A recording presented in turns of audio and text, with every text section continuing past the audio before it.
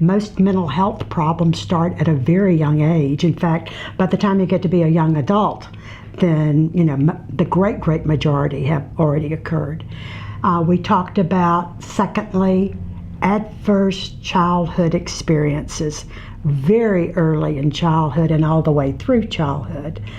And these were really related to not only substance abuse, but mental health problems later on, and increase the risk of crime, incarceration, and actually chronic diseases. If you want to do prevention that's beyond just making people aware and educating them, we've got to go upstream, and upstream is early childhood.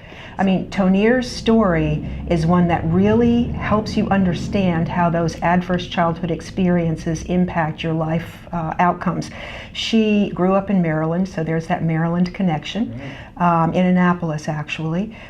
She experienced child abuse, child neglect, grew up in a household that was impacted by addiction. In fact, she says that of the 10 adverse childhood experiences that have been studied, she has experienced all 10. And it ultimately led to her own addiction, homelessness, and incarceration. And in incarceration is where her story takes a happy turn. She was connected with trauma-informed treatment, and that treatment really changes the way you look at an individual and switches from asking, what's wrong with you, to what happened to you. But there are things like divorce, incarceration of a household member, child abuse, child neglect, exposure to domestic violence, mental illness in the household. So things that you see frequently. They're not unusual circumstances. The way they describe what happens to these very young children is sort of the flight or fight mechanism that you hear about, okay?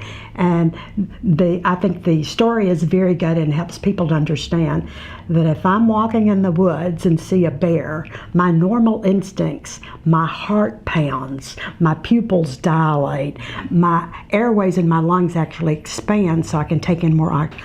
All of that is to get me ready to fight that bear or run like heck, okay?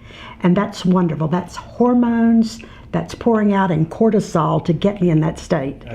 But as one person that works in this field a lot said, but what if the bear goes home with you? And you keep that turned on, all of that cortisol and all. That's what produces that toxic stress, okay? And they can show that when that is there in that child, they don't even build their brain synapses right in those first 3 years, which lays down the infrastructure for all the rest of their learning. Tomorrow, September the 13th, 6 o'clock. Right, we'll start with an airing of the documentary Healing Neen. Then immediately afterwards, Neen herself, Tonier Kane, will spend about 30 minutes speaking with the audience. And then we'll have Niketa Lowry, who is an ACEs master trainer, talk for about 30 minutes on the brain science of trauma. And hopefully we'll start the community education there.